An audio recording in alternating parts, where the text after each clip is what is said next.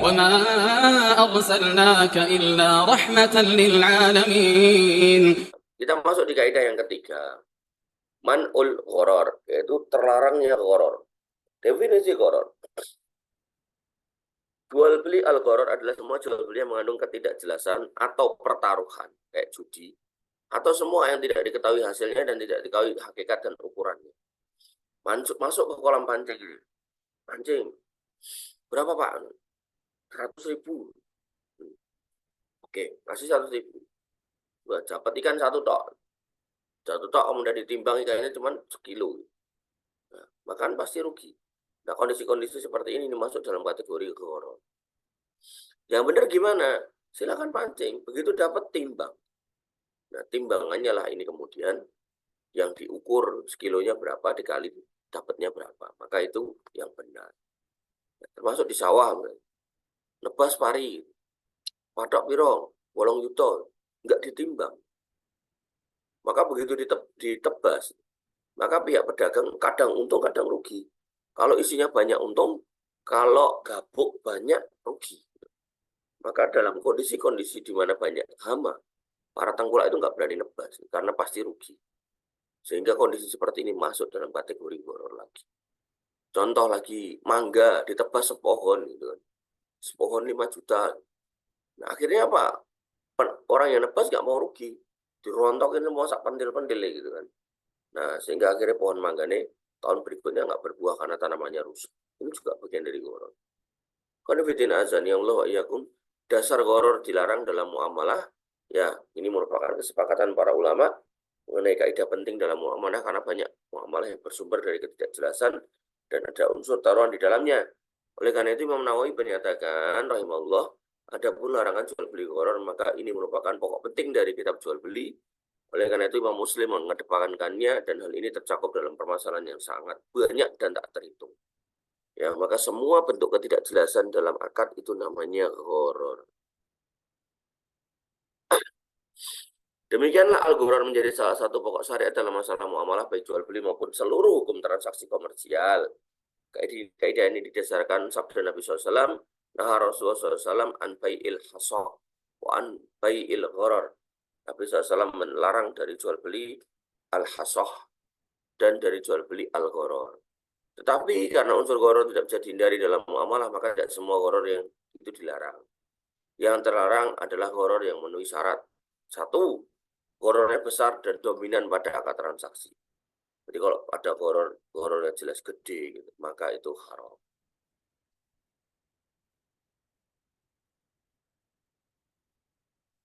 Dengan demikian gharar yang ringan dibolehkan dan tidak merusak keabsahan akad. Ini perkara yang disepakati oleh para ulama sebagaimana disampaikan oleh Ibnu Rus dalam Bidayatul Mustahid dan Imam Nawawi dalam Mujma' Syarhul Muhaddab.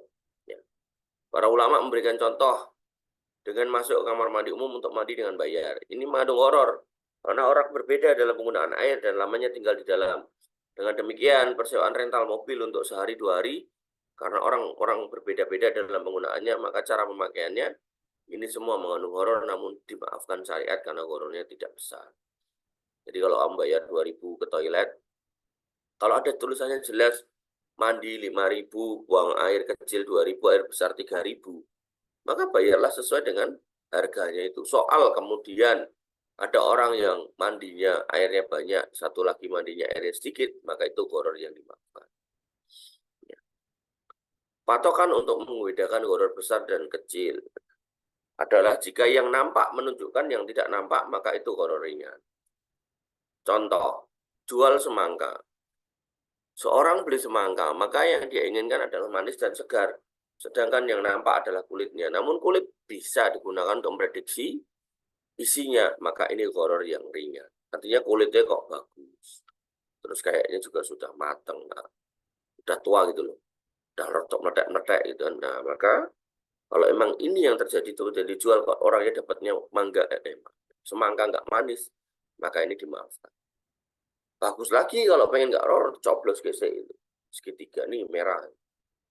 Udah dicoblos kayak udah merah, udah ngerasa kayak dikerikiti udah manis, kasih tuh tuku. Nah, ini berarti calon pembelinya yang kurang ajar. Ya. Dan itu terjadi di Arab ya. Bagaimana kemudian mereka mengatakan pada pembelinya, pokoknya jangan bawa pulang.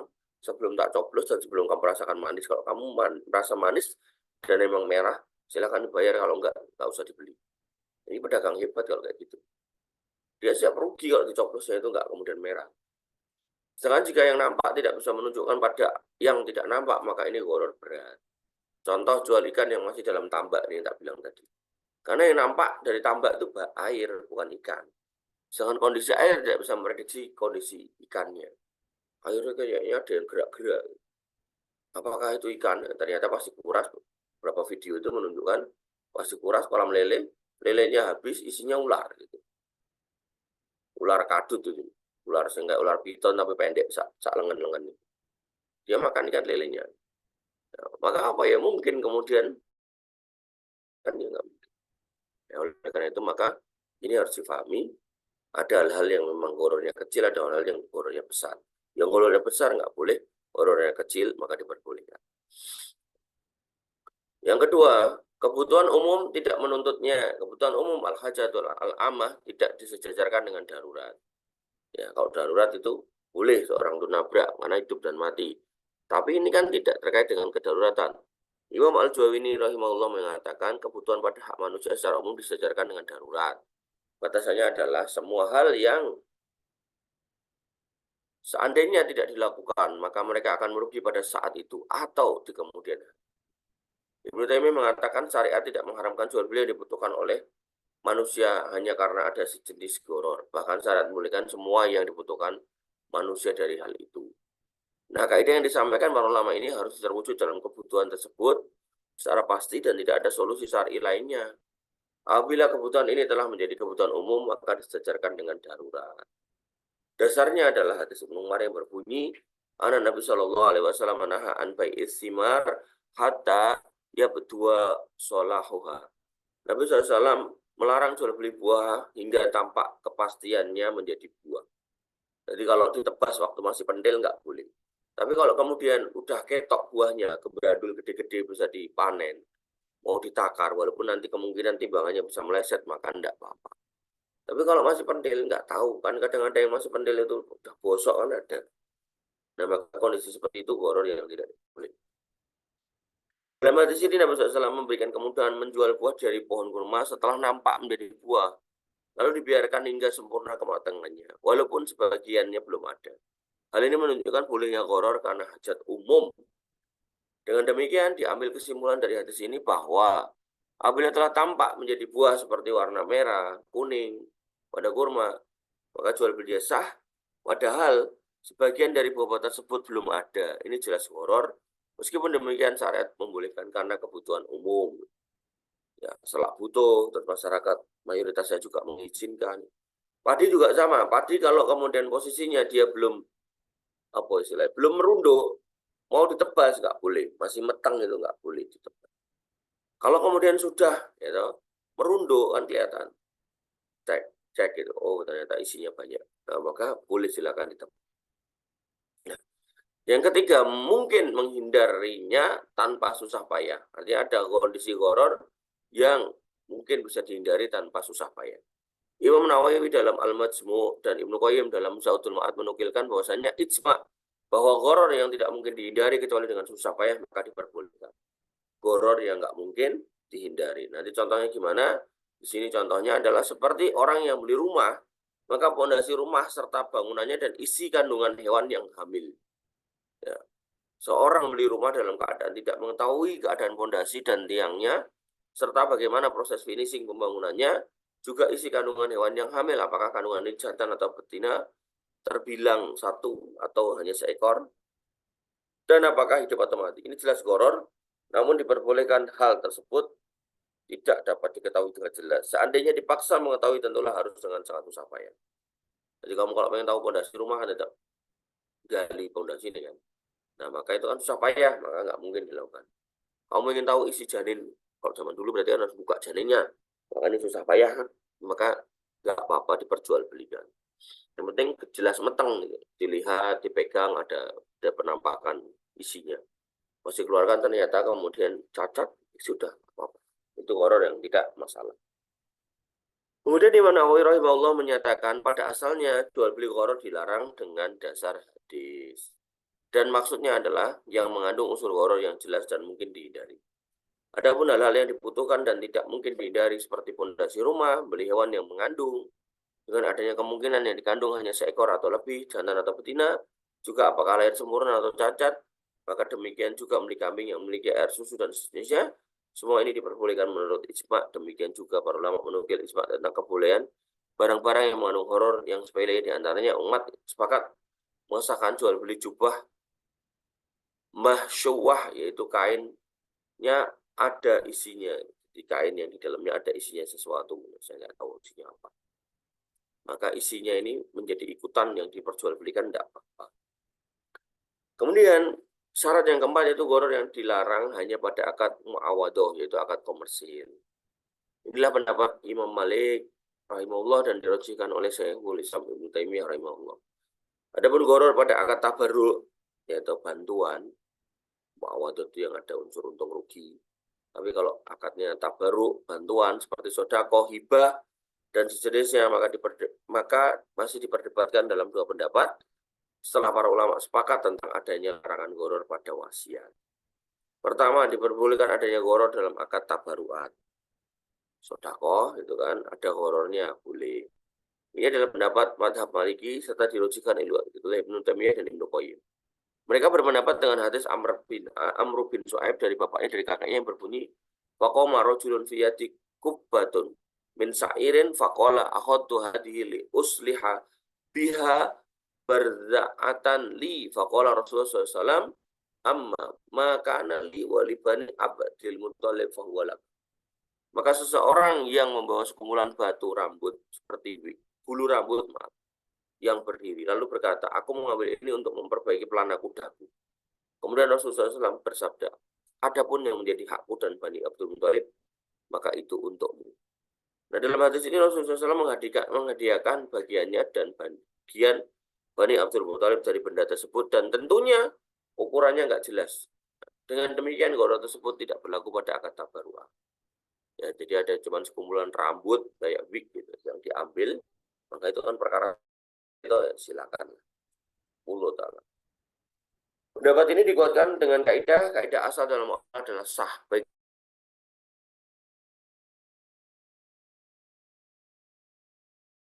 dengan larangan Rasulullah Shallallahu Alaihi Wasallam dari gharar dalam hadis Abu Hurairah terdahulu. Karena itu menyangkut akad muawadah saja. Apalagi perbedaan antara akad muawadah dengan tabaruat sudah jelas. Akad muawadah dilakukan oleh seseorang yang ingin melakukan usaha dan perniagaan sehingga disyariatkan pengetahuan dan kejelasan yang tidak disyariatkan dalam akad tabaruat. Hal ini terjadi karena akad tabaruat yang dilakukan oleh seorang tidaklah untuk usaha namun untuk berbuat baik dan menolong orang lain. Jadi tabaruat yang di dalamnya ada gharar, maka diperbolehkan. Kedua, gharar berlaku pada akad tabaruat. Inilah pendapat mayoritas ulama, namun yang rajih adalah pendapat yang pertama. Berdasarkan hal ini maka muncullah banyak masalah yang disampaikan ulama, di antaranya pemberian majhul. Bentuk gambarannya adalah seorang menghadiahkan sebuah mobil yang belum diketahui jenis, merek, dan bentuknya, atau memberi sesuatu di dalam kantongnya. Ia berkata, saya hadiahkan uang yang ada dalam kantong saya kepadamu. Pertanyaannya, apakah ini akad transaksi yang sahih atau tidak? Yang rajih adalah pemberian ini sah, sebab tidak disyariatkan hadiah itu harus jelas. Jadi ada duit di kantong, entah berapa, gitu. Nih semua yang di kantong buat kamu. Kalau kamu bisa menjawab pertanyaanku. Terus yang dikasih kuis protes, emang berapa isi kantong? Ya nggak tahu, saya nggak ngitung. Tapi kalau kamu bisa jawab pertanyaan saya, tak kasihkan semua. Nah itu gharar yang diperbolehkan. Yang kelima, gharar terdapat pada asal bukan sampingan. Gharar terdapat pada akad intinya bukan akad ikutannya. Gharar yang ikut pada asal adalah gharar yang dimaafkan. Jadi gharar sebagai ikutan itu dimaafkan. Karena terdapat kaidah bahwa sesuatu diperbolehkan apabila terikut pada sesuatu yang lain, sedangkan dia menjadi tidak boleh jika terpisahkan darinya, ya, atau berdiri sendiri. Dalilnya Nabi SAW bersabda, man ibta'a nakhlan ba'da an tu'abbaro. Siapa yang membeli pohon kurma setelah dikawinkan? Jadi kan kurma itu dikawinkan, salak itu dikawinkan, apalagi vanili dikawinkan. Habis dikawinkan kok dijual sama pemiliknya. Kemudian antu abbaro fasamaru fasamaratuha lil ba'i, maka buahnya menjadi milik penjualnya, illa ayastarital mubta, kecuali dipersyaratkan oleh pembelinya. Makanya kamu kalau beli kurma, beli vanili, beli salak, pohon salak atau kebun salak, ya kamu sampaikan, ini nanti semua tak milikin ya. Jadi nggak ada panen kok miliki, nggak ada. Biar nggak terjadi horor. Maka dalam hadis ini pembeli diperbolehkan mengambil hasil perkawinan tersebut apabila mensyaratkan.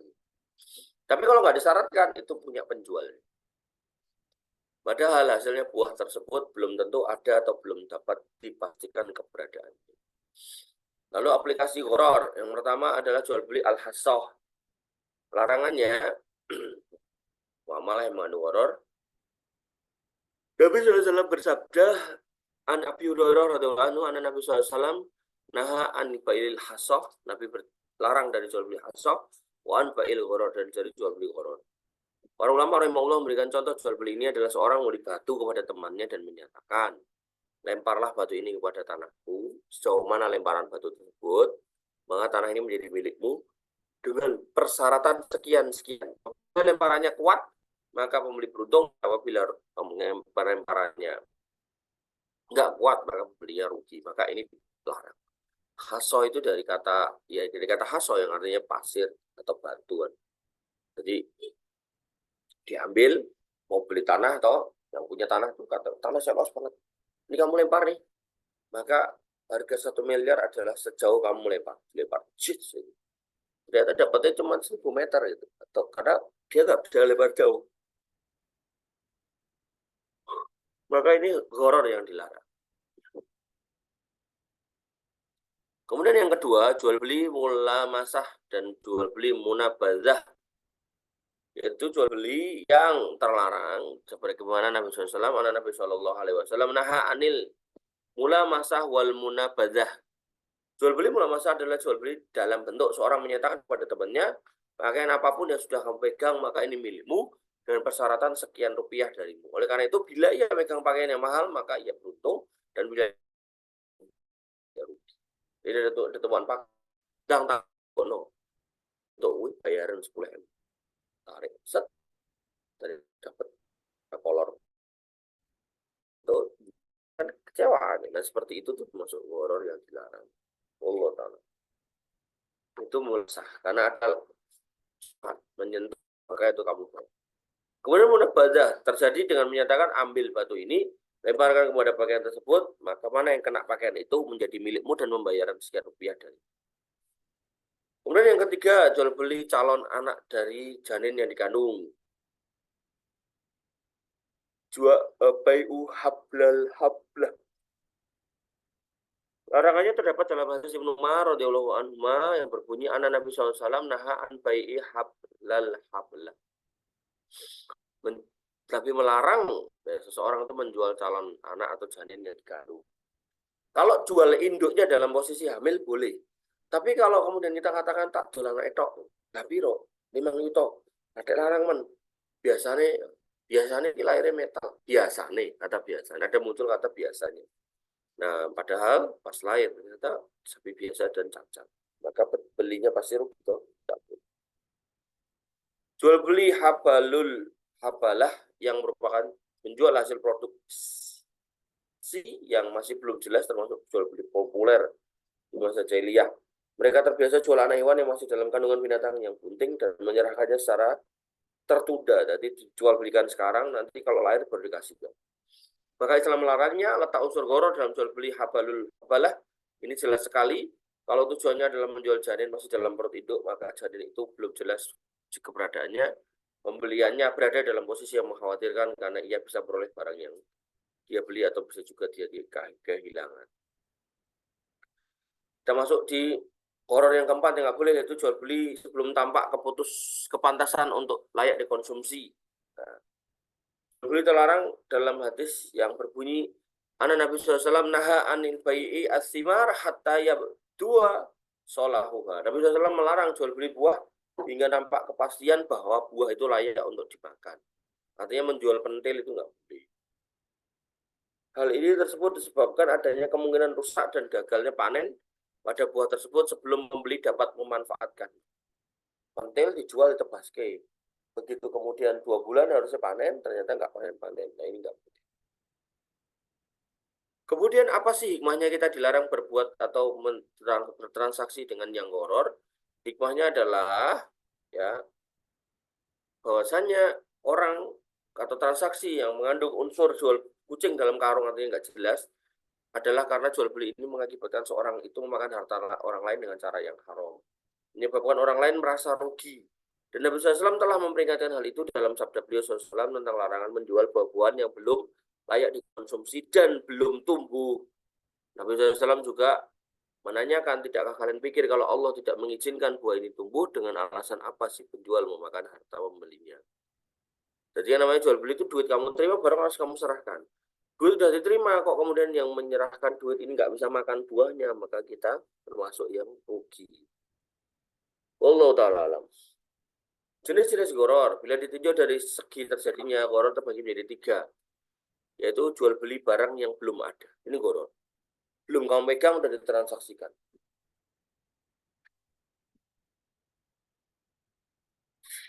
Seperti jual beli muawamah, jual beli tahunan, ya ini penjual buah-buahan dalam transaksi selama sekian tahun. Buah-buahan tersebut belum ada, tapi kok sudah ditransaksikan, maka ini tidak diperbolehkan. Contoh, ya pohon mangga ditebas ke 5 juta, terus kita karena butuh duit bilang, Mas tak tebas selawe tahun, tolong dibayar 20 juta. Jadi dia menyiapkan duitnya 20 juta, bayar ke kita, terus dia merasa selama 10 tahun itu dia bisa untuk panen. Tapi ya kayak gitu nggak boleh. Tapi Islam telah melarang jual beli dengan sistem kontrak tahunan seperti membeli hasil pohon selama beberapa tahun. Sebagaimana firman sebagaimana hadis yang berbunyi, nah Rasulullah SAW anil muhaqalah wal muzabanah. Nabi SAW melarang dari muhaqalah, muzabanah, wal muawamah, wal mujabarah dan mujabarah, wal mukhabarah. Qala, kemudian beliau bersabda, salah seorang dari keduanya berkata, ahaduma bai'us sinina mina hiyal muawamah. Ya, jual beli di dalamnya ada kontrak tahunan yang dikenal dengan nama muamalah. Dari Zaid bin Sabit radhiyallahu anhu beliau menuturkan bahwasanya ya, masyarakat zaman Rasulullah SAW biasa melakukan jual beli buah-buahan. Maka kalau datang masa panen dan datang para pembeli yang telah bayar buah itu, petani berkata, tanaman kami terkena hama dumam, terkena penyakit, terkena kusam, dan berbagai macam hama. Maka ketika mendengar berbagai polemik yang sudah ada pada waktu, Nabi SAW bersabda, bila tidak, jangan kalian menjualnya sebelum buah-buahan itu layak untuk dikonsumsi. Kemudian selanjutnya, demikian dengan melarang jual beli ini, Islam memutuskan kemungkinan terjadinya kerusakan dan pertikaian. Dengan cara itulah Islam memutuskan berbagai faktor yang dapat menjerumuskan umat ke dalam kebencian dan permusuhan dalam kasus jual beli tersebut. Kemudian gharar yang kedua yang dilarang yaitu jual beli barang yang nggak jelas. Pertama, mutlak. Seperti pernyataan seorang, saya jual barang ini dengan harga Rp1.000, padahal barangnya tidak diketahui yang mana, nggak jelas. Maka ini nggak boleh. Kemudian yang kedua, jenisnya. Seperti ucapan seorang, aku jual mobilku kepadamu dengan harga 10 juta. Namun jenis dan sifatnya tidak jelas. Maka ini termasuk gharar yang secara jenis nyata. Kemudian yang ketiga, tidak jelas ukurannya. Seperti ucapan seorang, aku jual kepadamu tanah seharga 50 juta. Namun ukuran tanahnya yang mana nggak jelas, nggak diketahui. Ya, Allah Ta'ala. Kemudian yang ketiga, jual beli barang yang tidak mampu diserah terimakan. Seperti jual mangga punya tetangganya, itu kan nggak mungkin kamu bisa serahkan punya orang. Seperti jual mobil yang dicuri, ikan yang masih di lautan, burung yang terbang kamu jual. Semua burung-burung bangau yang terbang itu tak jual buat kamu. Ya, siapa kamu? Pernah ngasih makan bangaunya?